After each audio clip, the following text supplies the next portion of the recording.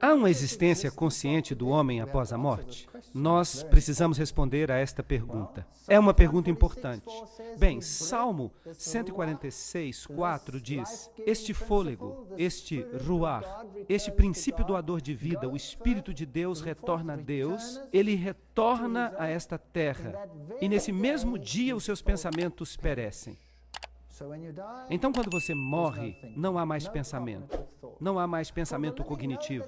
Pois os vivos sabem que vão morrer, mas os mortos não sabem nada. Também o seu amor e o seu ódio e a sua inveja, tudo isso perece.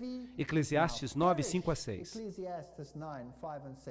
Então, quando nos dizem, há uma casa mal assombrada ali, é uma casa mal assombrada porque o cara que vivia ali teve um caso com fulano de tal, e eles o mataram.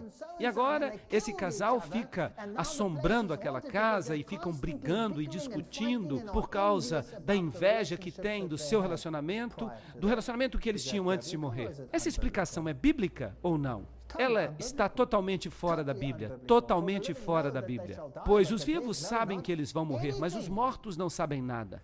Tanto o seu amor quanto o seu ódio, a sua inveja, tudo isso perece. Então, quando o príncipe Charles da Inglaterra consulta uma pessoa que já morreu, com quem ele está falando de fato? Ele não está falando com essa pessoa que já morreu. Ele pode pensar que está falando, mas a Bíblia diz que essa pessoa não o ajudará em nada, porque os seus pensamentos pereceram. Essa pessoa não existe mais. Os mortos não louvam ao Senhor, nem aqueles que já desceram ao silêncio. Salmo 115, 17.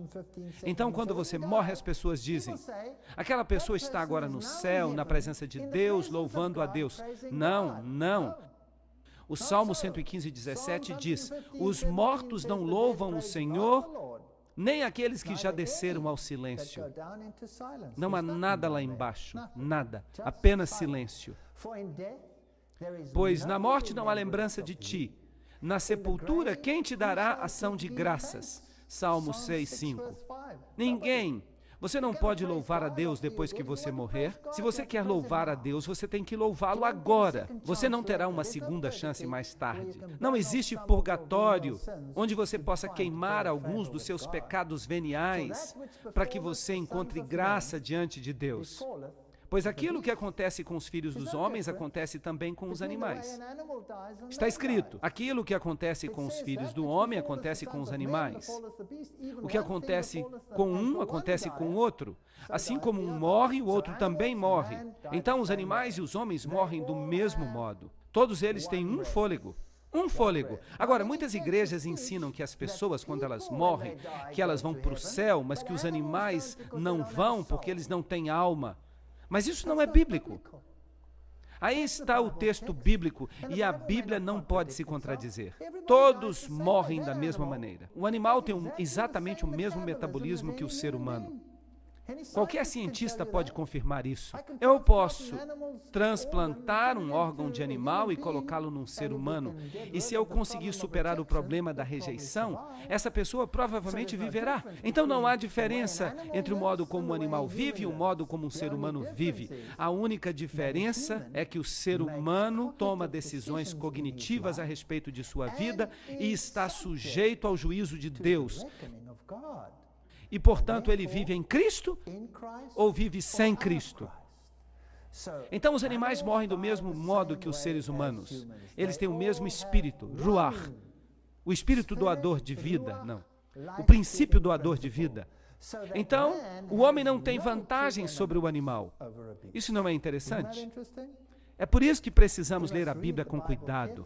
Isaías 38, 18 indica que há uma linda harmonia em toda a Bíblia.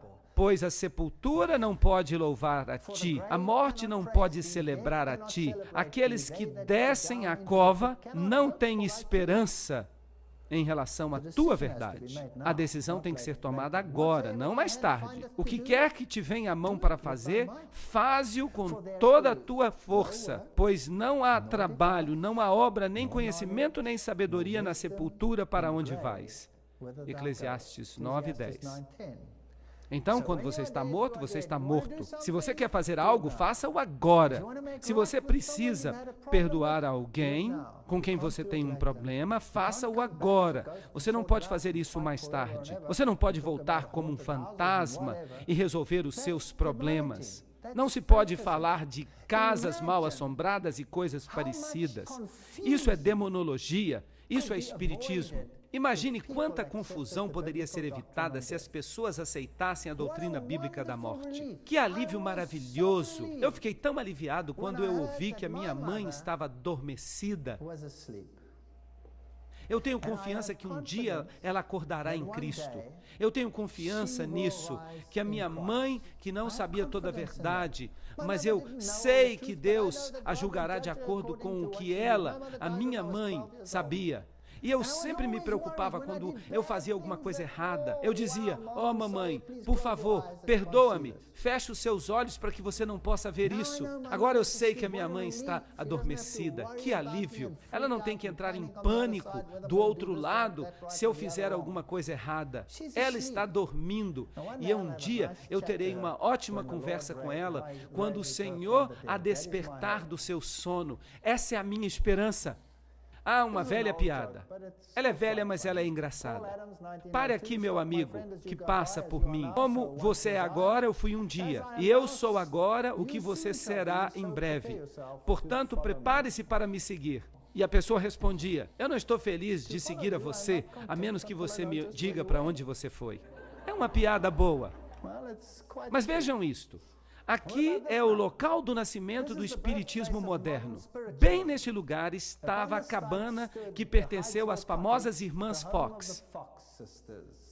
E aqui está a sua lápide mortuária, de 31 de março de 1848. Não existe morte e não existem mortos. Essa linguagem é a linguagem de Deus ou é a linguagem da serpente?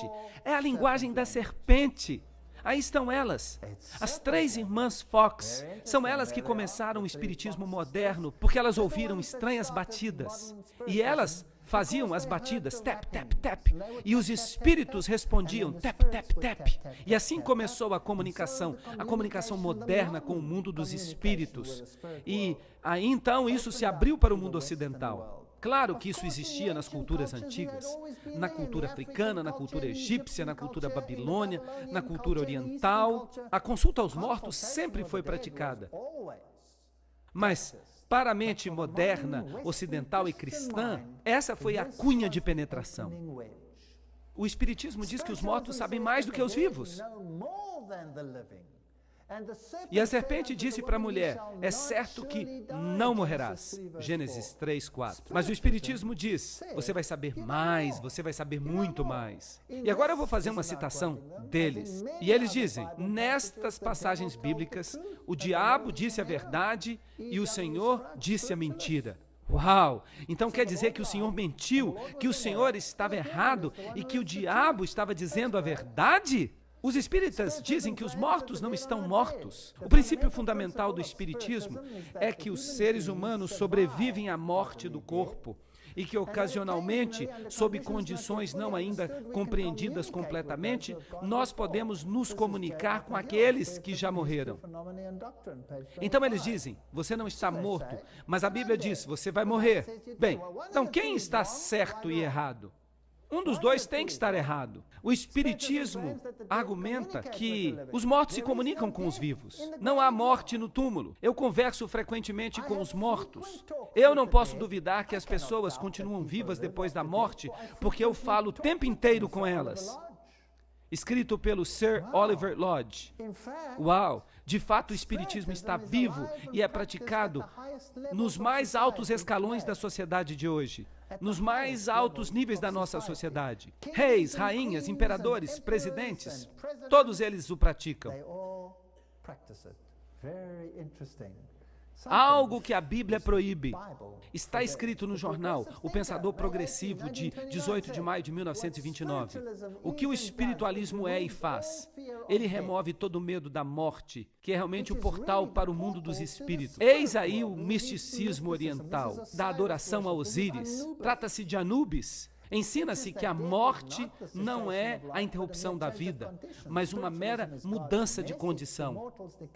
O Espiritismo é a mensagem de Deus para os mortais, declarando que não há morte, que todos aqueles que já morreram ainda vivem, que há esperança na vida além para aqueles que são mais pecadores. Continue a pecar, não importa, você pode consertar isso mais tarde, pois toda alma progredirá através dos séculos até as alturas sublimes e gloriosas, onde Deus é amor e amor é Deus. E eu sempre digo, olhem para a Índia, olhem para Calcutá, como centenas de anos de encarnação melhorou a qualidade da vida lá. Isso é ridículo. Essa é a mentira mais patética do universo. E o diabo a inventou, e o mundo creu nela. Esse é o fato da questão. Assim como a nuvem desaparece, também aquele que desce à sepultura não retorna. Ele nunca mais voltará à sua casa. Jó 7, 9 a 10. Você não pode conversar com os mortos, porque os mortos não sabem de nada. E se você conversar com um morto, você está de fato conversando com o diabo, que diz, eu sou. Eu tenho fitas que mostram isso. O meu sogro estava profundamente envolvido com o espiritismo. Ele gostava da nova era. Ele acreditava em todas essas coisas. E eu posso contar a vocês histórias que vocês não crerão. Não percam a minha palestra de amanhã. Eu vou falar sobre o movimento da nova era. Seus filhos vêm para honrá-lo e ele não sabe de nada. Eles são humilhados, mas ele não percebe isso. Jó 14, 21. Então o que se prega na sepultura? Que eles estão olhando para você, não fique triste. Mas que conforto para mim, que a minha mãe nunca me viu. Ela não viu os meus erros, os meus equívocos. Ela está dormindo. E Jó 16, 22 diz, em poucos anos mais, eu irei para o lugar de onde jamais retornarei. E compete ao homem morrer uma vez, mas depois disso, o juízo. Hebreus 9, 26. Aí está, a reencarnação foi embora, adeus. Ou você acredita na Bíblia ou você acredita na mentira. Um dos dois.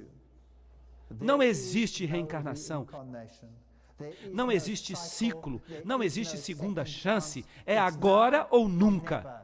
Compete que o homem morra um dia, e então haverá a ressurreição e o juízo, quer nós gostemos disso ou não. Quando disserem a vocês, procurem um médium ou alguém que consulte os espíritos e murmure encantamentos, pois todos recorrem a seus deuses e aos mortos em favor dos vivos. O que vocês estão fazendo consultando os mortos? Falem com Deus, não consultem os mortos, não consultem as estrelas e os médiuns, não consultem os bruxos e os necromantes. A lei é o testemunho, se eles não falarem dessa forma, é porque não há luz neles, Isaías 8:20. Se eles não falarem de acordo com a Bíblia, esqueçam, eles estão mentindo. Assim, o Espiritismo e a morte estão unidos.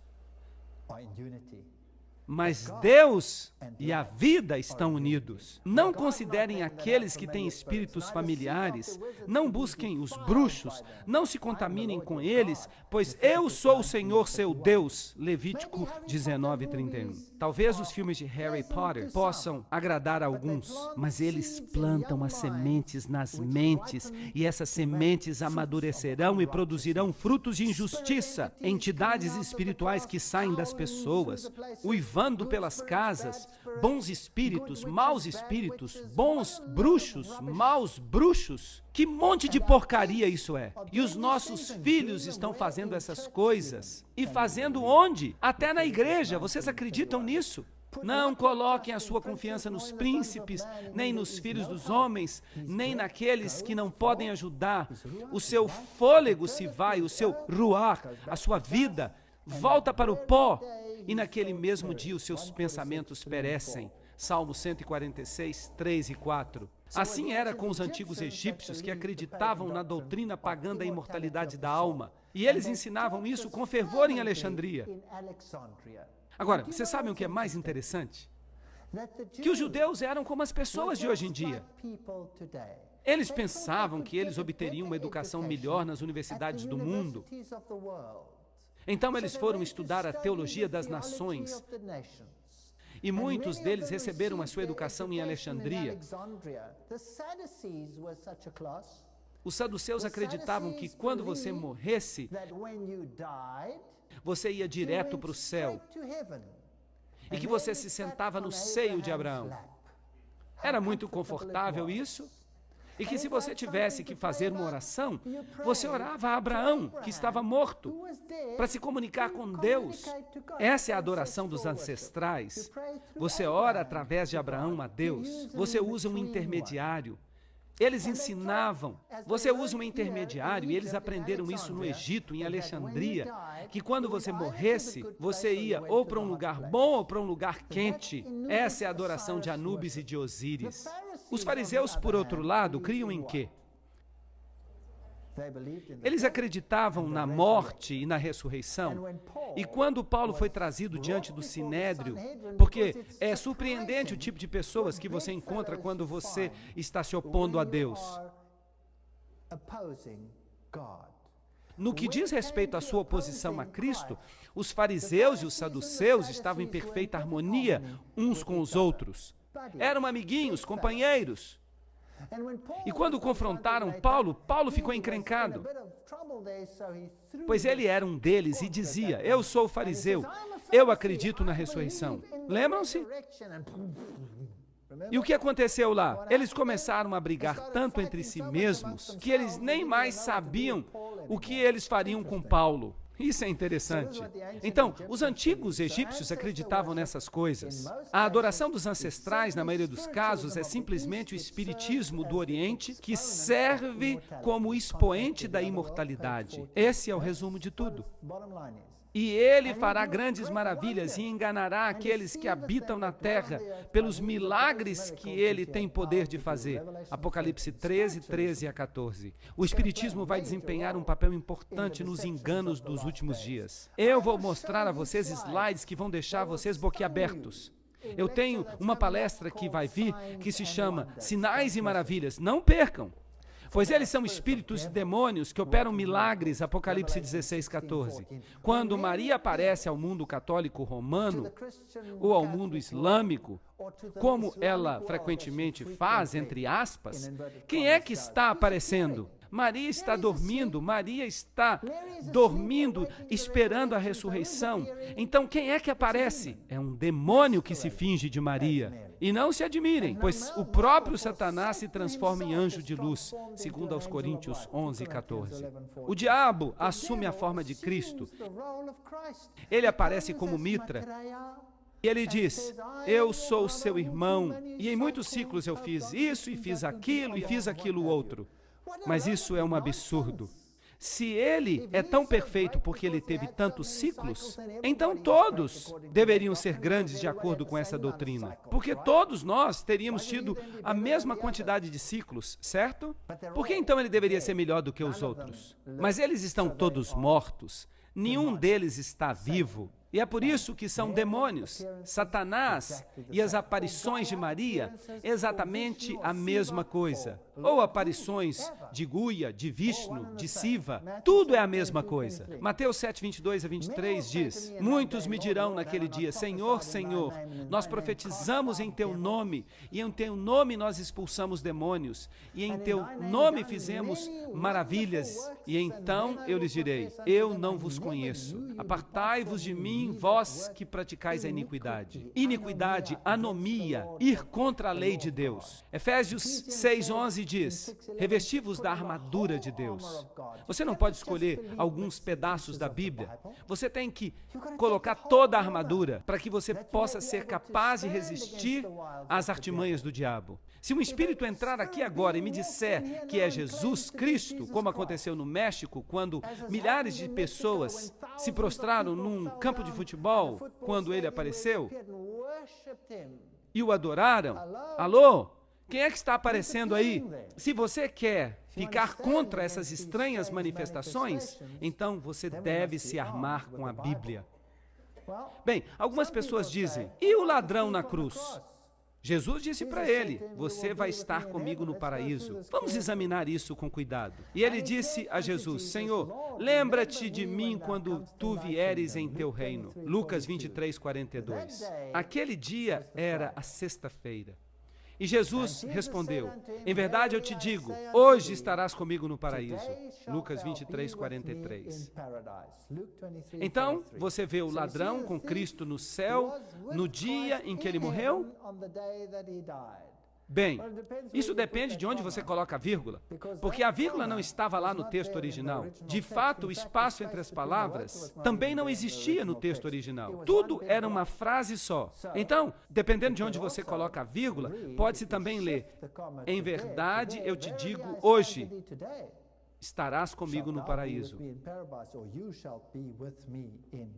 Então agora nós temos que fazer a pergunta. Jesus, o ladrão, esteve com você no paraíso neste mesmo dia, na sexta-feira? Ele esteve no paraíso com você nesse dia, sim ou não? Bem, em primeiro lugar, ele não pode ter estado lá, porque ele não estava morto ainda.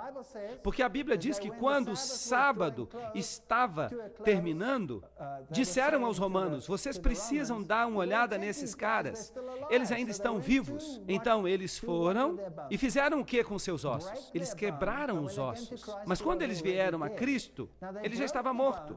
Então eles quebraram os ossos daqueles ladrões para que eles não pudessem descer da cruz no sábado, porque seria um sacrilégio persegui-los no sábado. Isso seria quebrar o sábado. Então, em primeiro lugar, aquele ladrão não tinha morrido ainda no sábado. Ele viveu além daquele dia. E, em segundo lugar, ele não esteve no céu. Porque Jesus não ascendeu ao céu no dia da sua crucifixão. Ele adormeceu na sepultura. Vamos examinar isso. Maria Madalena vem à tumba na manhã de domingo e Jesus disse para ela, não me toque, pois eu ainda não subi ao meu Pai. Então ele não pode ter estado com o ladrão no céu, porque ele ainda não tinha subido a seu Pai. Mas você vai aos meus irmãos e você diga a eles que eu subo para o meu Pai e para o seu Pai e para o meu Deus e o seu Deus. Assim, cedo no primeiro dia da semana, Jesus subiu ao céu. Ele não tinha subido ainda na sexta-feira e naquela noite ele estava de volta, porque ele apareceu entre os discípulos. Então, naquele dia, ele foi para o Pai e o Pai aceitou o seu sacrifício. Então, o ladrão não esteve com Cristo no céu naquele dia. Então Cristo disse, em verdade eu te digo hoje, estarás comigo no paraíso. Deus não se esquece dos mortos. Se um homem morrer, voltará a viver? Todos os dias do meu tempo eu aguardarei, até que me venha uma mudança. Tu hás de me chamar, e eu te responderei. Tu terás o desejo das obras das tuas mãos. João 14, 14 a 15. Então, ele morreria, ele adormeceria, e Cristo desejaria, ele anelaria estar com o seu povo. Cristo mal pode esperar o dia da ressurreição para que os mortos que dormiram em Cristo, naquele dia da ressurreição, para que ele possa lhes dizer, vinde, eu estou aqui, e eles então despertarão. Mas agora Cristo ressuscitou dos mortos, como as primícias dos que dormem. Pois assim como todos morreram em Adão, do mesmo modo todos viverão em Cristo. Cristo é as primícias. E depois dele, aqueles que são de Cristo, quando? Na sua vinda. Agora a Bíblia diz que houve uma oferta movida, uma oferta de primícias. Agora, quando Cristo se levantou dos mortos, houve um terremoto. O que aconteceu? As sepulturas se abriram e os mortos se levantaram. Alguns mortos escolhidos se levantaram. E aqueles mortos são as primícias da ressurreição. E estão com Cristo no céu. Então, alguns já estão no céu. Também há outros que já estão no céu. Enoque nunca morreu. Ele foi para o céu, ele foi trasladado. Elias não morreu. Ele foi trasladado, ele foi para o céu. Moisés morreu, mas ele foi ressuscitado. Porque o livro de Judas diz que houve uma disputa por ele. E Elias, Moisés, Enoque e inúmeros outros que servem como sacerdotes na presença de Cristo. Porque havia 24 anciãos juntos, 24 com Cristo no santuário celestial. Então, há anciãos que estão servindo nas cortes celestiais. Portanto, alguns estão vivos. Eu me satisfarei quando eu despertar com a tua semelhança. Nós seremos transformados à semelhança de Cristo. Está escrito em Salmo 17:15. Na minha carne eu verei a Deus. Eu verei por mim mesmo. Os meus olhos o contemplarão e não outros olhos. Então não se trata de um fantasma. Eu o verei como eu sou. E esse é um pensamento maravilhoso. De acordo com a própria palavra do Senhor, isso está nas Escrituras.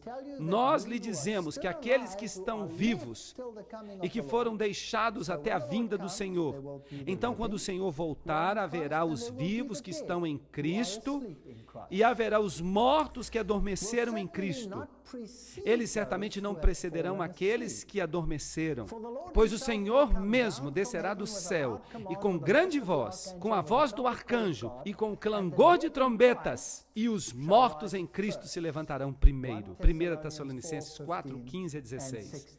E depois disso, nós que estamos vivos, ele está falando dos vivos no final dos tempos, nós que somos deixados, seremos levados com eles às nuvens para nos encontrarmos com o Senhor nos ares. As nuvens, um paralelismo hebraico. Eu vou falar sobre isso numa próxima palestra. Elas são anjos, pois os anjos recolhem os eleitos e eles se encontram com o Senhor nos ares. E nós estaremos com o Senhor para sempre. 1 Tessalonicenses 4:17. Este é um ensinamento bíblico. Cristo retorna, os mortos em Cristo ressuscitam, os vivos são trasladados juntos, nenhum precedendo o outro, e nós nos encontramos com o Senhor no ar. Nós dormiremos até que Ele volte e bata na sepultura e diga: Dr. Martin, levante-se. Então eu me levantarei no momento e eu ficarei feliz com Ele para todo sempre. Este é o ensinamento de Martinho Lutero. Não se admirem disso, pois a hora é chegada, na qual todos os que estão na sepultura ouvirão a sua voz e sairão. João 5:28-29. Aquele que tem o Filho tem a vida, e aquele que não tem o Filho não terá a vida. E nós temos que estudar isso com muito cuidado. 1 João 5:12. Agora, ao Rei eterno, imortal, invisível, o único e sábio Deus, seja honra e glória para todo sempre. Amém. 1 Timóteo 1:17. Deus é imortal, mas eu não sou. Nós temos imortalidade pela graça. Eis que eu vos mostro um mistério. Nem todos dormiremos, mas todos seremos transformados em um momento, num piscar de olhos. Quando? Na última trombeta, pois a trombeta vai soar, e os mortos se levantarão incorruptíveis, e nós seremos transformados. Pois isto que é corruptível deve se revestir de incorruptibilidade, e isto que é mortal deve se revestir de imortalidade. 1 Coríntios 15:51 em diante. Então vejam que a Bíblia é consistente o tempo inteiro sobre esse assunto. Todos estes morreram na fé, não tendo recebido as promessas. E Paulo nos dá uma grande lista de homens que ele afirma terem morrido sem receberem as promessas, mas as tendo contemplado à distância, foram persuadidos delas e as abraçaram e confessaram que eram estranhos e peregrinos na terra. Hebreus 11:13. Promessa da terra renovada que há de vir no futuro. Os teus mortos viverão, junto com o meu corpo morto eles se levantarão, despertarão e cantarão. Despertai e cantai, vós todos que habitai no pó, e o teu orvalho é como o orvalho das ervas, e a terra lançará para fora os seus mortos. Isaías 26, 19. A doutrina bíblica é clara. Eu sou a ressurreição e a vida. Aquele que crê em mim, ainda que esteja morto, viverá. João 11, 25. Então aqui nós temos duas grandes distinções. Mas e os textos bíblicos que falam sobre o Gueena, sobre o fogo do inferno? Todas essas coisas interessantes. O que acontece com os mortos? E esses textos? Apocalipse 6, 16 e 17.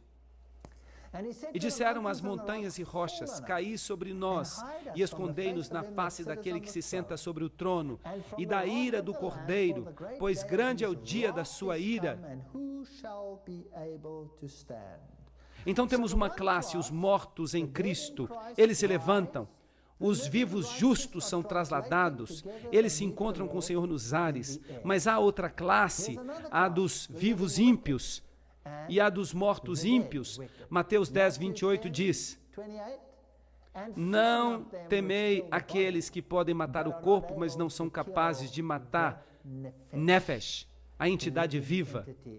Temei aquele que é capaz de destruir tanto o corpo quanto a alma no inferno. Essa é a doutrina do inferno? Bem, a palavra usada aí é Gueena. Mas o que significa Gueena? Vamos ver isso. Gueena tem origem hebraica. Pode ser o inferno como local da punição futura, pode ser o inferno como local da punição futura. Fogo de Gueena. Isso era originalmente o Vale de Inom, do lado sul de Jerusalém, onde o lixo e os animais mortos eram descartados e queimados, um símbolo adequado para a destruição futura dos ímpios. Então você tem aí essa explicação que vem da concordância. A palavra se refere ao vale onde os corpos mortos eram queimados, destruídos. Por falar nisso, durante quanto tempo aqueles corpos queimavam? Até que eles acabassem de queimar? Até que eles queimassem completamente. Agora, a palavra grega Hades equivale ao hebraico Sheol, que é usado na Bíblia e que geralmente é traduzido como inferno. Na doutrina do inferno, trata-se do local dos mortos. Na doutrina do inferno, é o local dos mortos. É a sepultura. Você desce à cova, você desce ao Sheol, à tumba, você desce ao Hades, à sepultura, mas ela também é traduzida como inferno. Então aqui você tem duas possibilidades para a doutrina do inferno. Uma é Gueena, o fogo que queima, que é o símbolo desse vale de Inom, e a outra palavra é Hades, ou Sheol. E então ele há de dizer para aqueles que estão à sua esquerda: apartai-vos de mim, amaldiçoados, para o fogo eterno preparado para o diabo e seus anjos. Mateus 25, 41. Agora, que fogo eterno é este? Trata-se de símbolos usados para explicar a doutrina do inferno. Agora, vejam o que Samuel Hopkins escreveu. A doutrina católica é o seguinte: a fumaça de seu tormento subirá para sempre à vista dos benditos, diante dos seus olhos. Essa demonstração do caráter divino e da sua glória será a favor dos redimidos. Então a doutrina católica diz que se aqueles que estão queimando lá embaixo, o contraste entre os redimidos e aqueles queimando é muito grande e é a favor dos redimidos, uma espécie de entretenimento. Isso é interessante e que dá prazer àqueles que amam a Deus. Isso é grande. Então se eu tenho minha filha ou meu filho e eles estão lá embaixo, será que isso me daria o maior prazer do mundo enquanto eu estou sentado no céu e os vejo sendo queimados? Isso é nojento. E Samuel Hopkins diz que se o fogo se apagasse, se o tormento acabasse, isso acabaria com a felicidade e glória dos benditos. Essa é uma ideia doente. Essa é uma ideia doentia de bênção e felicidade. É uma ideia muito doentia. Então essa ideia de as pessoas queimando para sempre, esse é um conceito católico romano. Ezequiel 13:11 diz: assim como eu vivo, diz o Senhor, eu não tenho prazer na morte dos ímpios. Deus não tem prazer na morte. Se o ímpio se voltar do seu caminho, viverá. Arrependei-vos, apartai-vos dos vossos caminhos ímpios, pois por que havíeis de morrer, ó casa de Israel? Ezequiel 33:11. Ele diz, eu não tenho prazer na morte, Ezequiel 18:32. E esta é uma espada que atravessa o coração da doutrina católica. No livro Religião Católica, Martin, página 290, diz, o Concílio de Trento decidiu, no purgatório as almas podem apagar o débito apenas pelo sofrimento. Então aqui se ensina sobre um entreposto em direção ao céu. Você tem o inferno, onde há tormento eterno, mas se você não era tão mal, você poderia queimar um pouco dos seus pecados. Mas eu lhes digo que ou Deus perdoa você ou Ele não perdoa. Que o ímpio abandone o seu caminho e que o injusto abandone os seus pensamentos, que eles voltem ao Senhor e Ele lhe dará misericórdia. E ao nosso Deus, pois Ele perdoará apenas em parte. Isaías 55:7. É isso que o texto diz? Não, que Ele perdoará abundantemente. Assim como o Oriente está distante do Ocidente, Ele removerá os seus pecados. Não há um entreposto onde você precisa acender uma tocha para queimar um pouco dos seus pecados para que o resto seja aperfeiçoado. A doutrina do purgatório não é bíblica. Mas e a história do homem rico e Lázaro? Bem, eu já expliquei isso. Jesus estava falando com os fariseus e com os saduceus, e os saduceus ensinavam que quando você morria, você ia direto para o céu ou direto para o inferno. Essa era uma doutrina alexandrina. Foi ali que eles receberam o seu treinamento. Foi ali que eles aprenderam que eles iam para o seio de Abraão. E agora Jesus pega essa história e ele a vira de cabeça para baixo. Eles ensinavam que se você fosse muito bonzinho, que se você fosse maravilhoso nesta terra, e se você era um dos eleitos, você ia direto para o seio de Abraão. Bem, Jesus pega essa doutrina, ele pega tudo o que ela representa e ele vira de cabeça para baixo. O homem rico vai para o lugar mau. Ele representa Israel, que tinha todo o conhecimento. E o pobre, que não tinha nada a não ser sofrimento, o pecador, que ficava esperando as migalhas, os pedacinhos de doutrina que caíam da mesa de Israel. Ele não recebeu nada, ele foi para o seio de Abraão. Eram os que estavam lá embaixo que diziam, Pai Abraão, Pai Abraão, por favor, eu posso enviar um mensageiro para advertir aos meus irmãos? Agora, o que está de errado com essa história? As pessoas consideram essa história literal. Em primeiro lugar, todos os redimidos estão no seio de Abraão. Isso não é bíblico. Em segundo lugar, ele está orando, pedindo, Pai Abraão, faça alguma coisa. Isso é veneração dos mortos. Assim, todas essas doutrinas estão em contraste nítido com o coração dos ensinamentos dos saduceus. Essa é a história que vira a doutrina dos saduceus de cabeça para baixo e mostra que a sua doutrina é preconceituosa. Mas os ímpios estão reservados para que dia? O que a Bíblia fala? O dia da destruição. Eles estão reservados para o dia da ira. Jó 21:30. Na Bíblia você precisa colocar os textos juntos e deixar os textos mais simples explicar aqueles que são mais complexos. E isso há de acontecer na punição eterna. Mas os justos receberão vida eterna. Agora a pergunta é, a punição vai continuar para todo sempre? Ou será que é a consequência da punição que é eterna? Esta é uma pergunta que nós precisamos responder. E a morte e o inferno foram lançados no lago de fogo. Esta é a segunda morte. Ahá! Então a primeira morte é a que você morre. Literalmente, quando você morre, então você é ressuscitado para o julgamento. E o lago de fogo é a segunda morte. Então você morre uma segunda vez. E quem quer que não seja encontrado no livro da vida é lançado no lago de fogo. O que é isso? A segunda morte. Então, durante quanto tempo eles queimarão? É um sofrimento eterno? Ou a sua consequência que é eterna? Mas os ímpios perecerão, e os inimigos do Senhor serão como novilhas gordas. Eles serão consumidos, em fumaça eles serão consumidos. Salmo 37, 20. Agora a Bíblia diz que eles serão consumidos. Então as consequências do fogo de Guiena, assim como aqueles animais morreram e foram consumidos, eles são consumidos e não existem mais, eles serão destruídos, eles serão queimados, consumidos. E fogo desceu de Deus e os devorou. Apocalipse 29.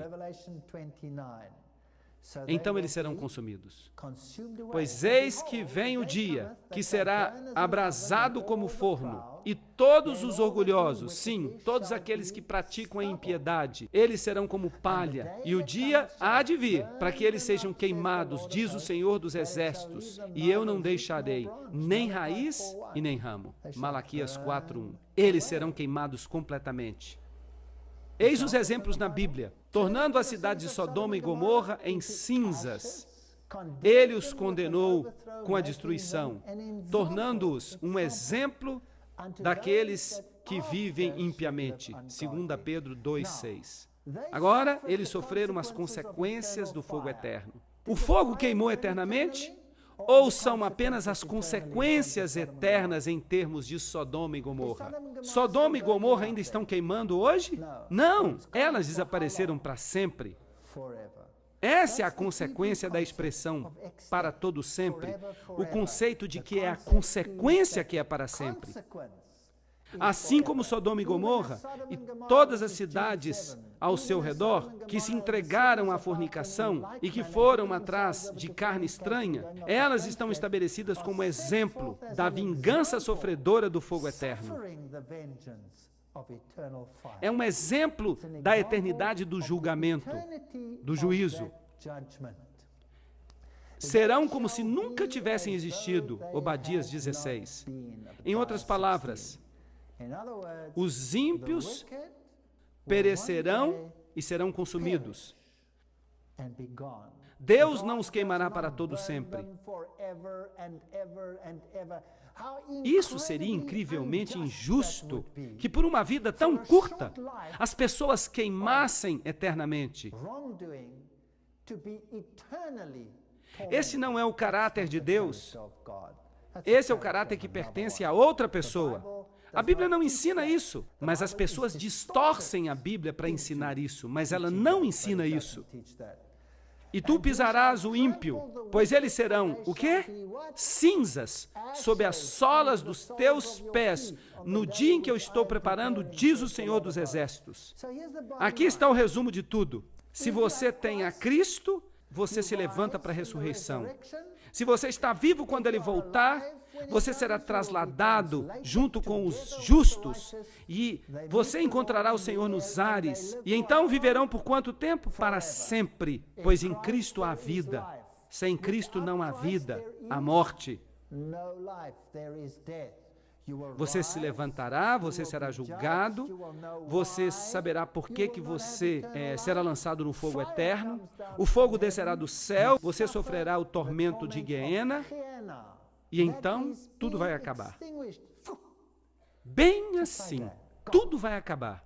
Durante quanto tempo? Para sempre, para sempre. E tu pisarás o ímpio, pois eles serão como cinzas debaixo das solas dos teus pés, no dia em que eu estou preparando, diz o Senhor dos Exércitos, Malaquias 4:3. E o que acontece com Satanás? Ele vai viver para sempre? Será que nós vamos ser lembrados da impiedade e da tristeza deste planeta para todo sempre? Não. Ezequiel 28, 18 e 19 diz, eu trarei o fogo para o teu meio. Ele está falando de Satanás. E ele te devorará. E eu te reduzirei a cinza sobre a terra, à vista de todos que te contemplam. E tu não mais existirás. Isso não está claro? Está bastante claro. Mas as pessoas distorcem essa passagem. E a terra também, e as obras que estão nela se queimarão. 2 Pedro 3,10. Esta terra será purificada pelo fogo. O Senhor não se demora com respeito à sua promessa, como alguns a consideram demorada, mas Ele é longânimo para nós, não querendo que ninguém pereça, mas que todos cheguem ao arrependimento. Uma chance. Você tem esta vida para tomar a decisão. No fim desta vida, você ou vai pertencer a Cristo, ou você não vai pertencer a Cristo. E se você pertence a Cristo, você tem vida. E aqueles que tiverem praticado bem se levantarão para a ressurreição da vida, mas aqueles que tiverem praticado mal se levantarão para a ressurreição da destruição. João 5:29. Isso não é claro? Eu acho que é muito claro. Pois a trombeta soará e os mortos se levantarão incorruptíveis, e nós seremos transformados, pois o que é corruptível deve se revestir de incorruptibilidade, e aquilo que é mortal deve se revestir de imortalidade. Então há de se passar o que está escrito: a morte foi tragada pela vitória. 1 Coríntios 15, 52 a 54. E então, quando o pecado tiver sido removido, e os pecadores tiverem sido removidos, e os demônios tiverem sido removidos, Deus recriará o planeta. E eu vi um novo céu e uma nova terra, pois o primeiro céu e a primeira terra passaram. Então, em vez de estar no céu e ver os ímpios queimando por toda a eternidade, para que você se delicie no sofrimento deles, não existe essa doutrina doentia na Bíblia. Essa é uma doutrina do paganismo. Ela vem de Babilônia e foi ensinada no mundo inteiro. E as pessoas do mundo creem nela em todos os sistemas religiosos, inclusive na linha principal do cristianismo. E a linha principal do cristianismo foi tão longe a ponto de adorná-la com enfeites pagãos, de modo que as catedrais do mundo inteiro, elas se transformaram em templos pagãos dedicados à morte. O culto de Anubis não é o culto de Cristo. Os dois se excluem mutuamente. Cristo promete que mesmo que você esteja triste e haverá lágrimas até o último momento, Cristo há de enxugar as suas lágrimas. E então haverá paz e felicidade e não haverá mais pecado neste planeta. Este é o ensinamento bíblico da morte. Agora, amanhã nós vamos falar do movimento da nova era. E então, nós vamos observar algumas manifestações fantásticas que nós temos hoje. Eu vou mostrar vídeos amanhã. Eu vou mostrar para você coisas que você nunca ouviu antes. Eu vou mostrar para vocês coisas que essas pessoas ensinam, porque elas mencionam isso por nome. E eu não estou falando do Mickey Mouse, pessoal. Eu estou falando de pessoas importantes deste mundo. Não percam uma palestra de amanhã. Venham e vejam o engano que Satanás preparou para os últimos dias. Mas se você acredita no que eu coloquei na tela hoje à noite, e se você acredita no que está escrito na Bíblia, você vai perceber esse engano. Pois o Senhor vai abençoar-nos enquanto nós meditamos nessas coisas. E mesmo que você não compreenda tudo, venha amanhã. Vamos examinar esses enganos. Nós vamos falar agora dos eventos finais deste mundo.